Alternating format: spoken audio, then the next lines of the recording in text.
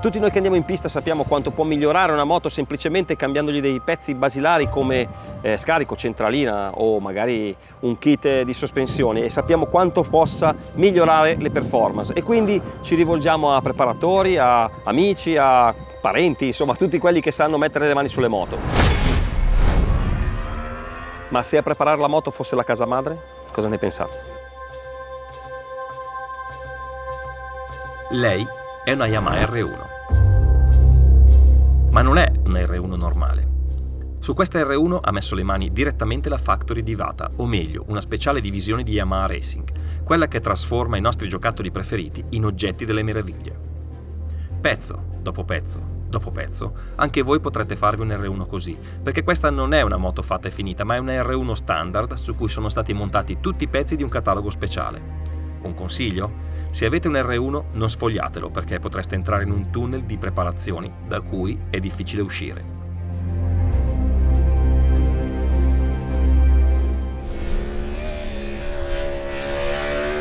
GYTR, Genuine Yamaha Technology Racing. Tenete bene a mente queste lettere, perché in futuro potrebbero essere delle lettere molto interessanti per chi ama smanettare in pista, anzi a dir la verità lo sono già, perché con queste lettere Yamaha identifica tutte le parti speciali su cui si può lavorare per poter rendere la R1 e l'R6 delle moto migliori, delle moto racing. E noi siamo venuti a Misano per provare la R1 GYTR. Devo dire che sono 2 anni che gli faccio la posta a questa moto. Prima l'ho vista a Lake, ma la versione 20° anniversario era bellissima, poi l'abbiamo vista a Jerez in occasione del lancio dell'R1 standard, quella stradale, e l'abbiamo vista lì purtroppo solo staticamente, speravamo di provarla. Adesso è venuto il momento. 4 sessioni a Misano per capire veramente quanto può andare avanti, quanti passi può fare in avanti un R1 standard con tutto il kit ufficiale Yamaha. Una moto pronto gara direttamente dalla casa madre? Inutile negarlo, la questione è sul tavolo di molte aziende da parecchio tempo, almeno da quando le omologazioni anti-inquinamento hanno imposto un super lavoro agli ingegneri per limare le emissioni, alzando a dismisura i costi di sviluppo di moto che su strada sono destinate a passare pochissimo tempo. Rapporti stechiometrici magri più di Kate Moss, carburazioni tiratissime, catalizzatori a raffica, pesi che salgono e prestazioni che calano. Ad ogni step omologativo è già un successo che non si perdano cavalli. Quanto durerà ancora? Non molto secondo me, e questo significa 2 cose. O le moderne superbike sono dinosauri destinati all'estinzione, oppure potrebbero diventare proprio come questa R1.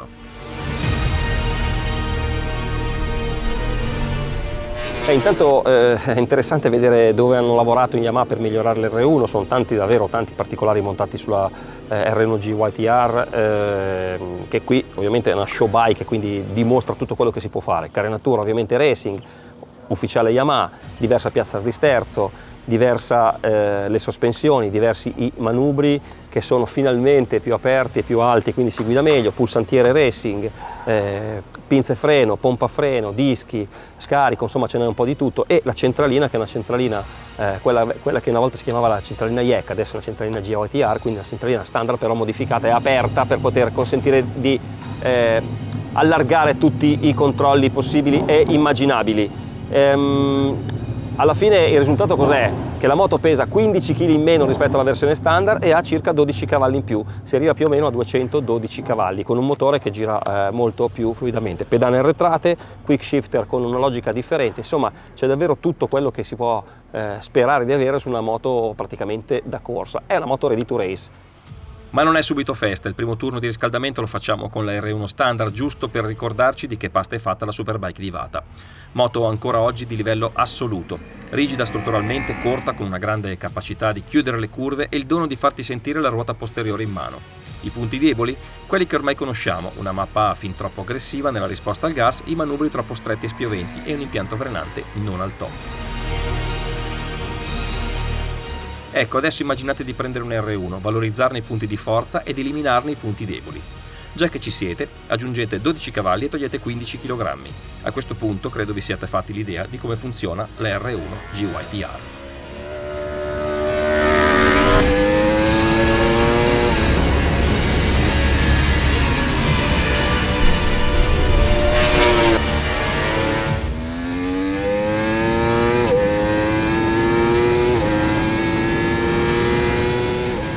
Bene, eccoci qua, 4 sessioni di pista con l'R1 GYTR, gommata slick con le Batrax V02, gomme infinite, perché praticamente abbiamo fatto tutta la giornata a Misano, dove altre gomme fanno 2 turni e poi se ne vanno. Qui veramente una prestazione da track day, diciamo, esagerata, magari non si scende così tanto col tempo, ma consistenza ai massimi livelli.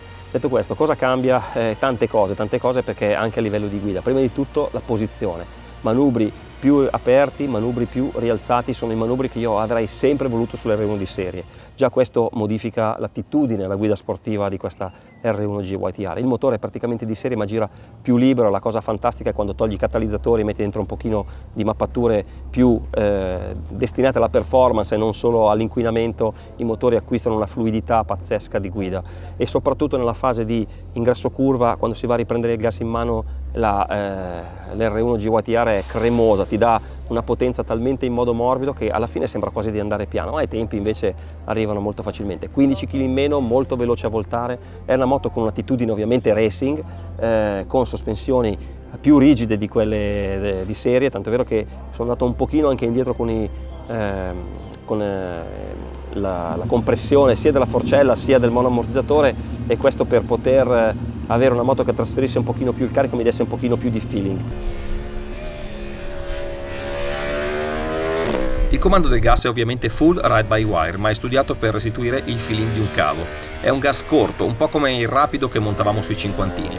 Ci sarebbe da aspettarsi una risposta ancora più brusca, ma il motore, liberato da catalizzatori e mappature anoressiche, esprime al meglio il suo potenziale, con una risposta cremosa come la Nutella in estate.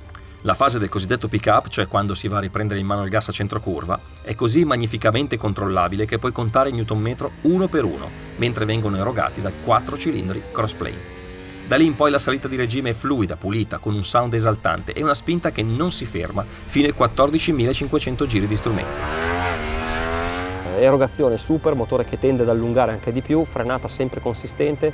Magari, ecco, io una cosa che suggerirei ai ragazzi di Yamaha su cui andare a lavorare magari per migliorare ulteriormente l'efficacia è un pochino sul freno motore, perché anche nel freno motore in mappatura 1, quindi quello più libero, secondo me nelle scalate più repentine c'è un pochino una ruota ancora che tende a tenere un po' tanto la moto. Che moto è questa R1 GYTR? Beh, semplicemente è una R1 che fa tutto meglio di quella standard. Una moto che credo chiunque viva queste superbike come oggetti puramente da track day, casa, carrello, pista, vorrebbe poter comprare.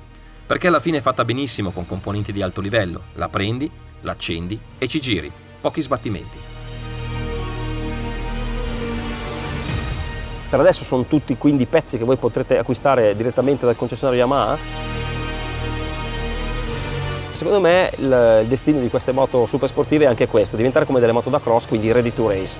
Voi cosa ne pensate? Avevo fatto un video anche su questo dicendo appunto che l'arrivo della GYTR, le operazioni che sta facendo Aprilia Racing, insomma c'erano dei sentori di moto racing da pronte pista dalle case direttamente.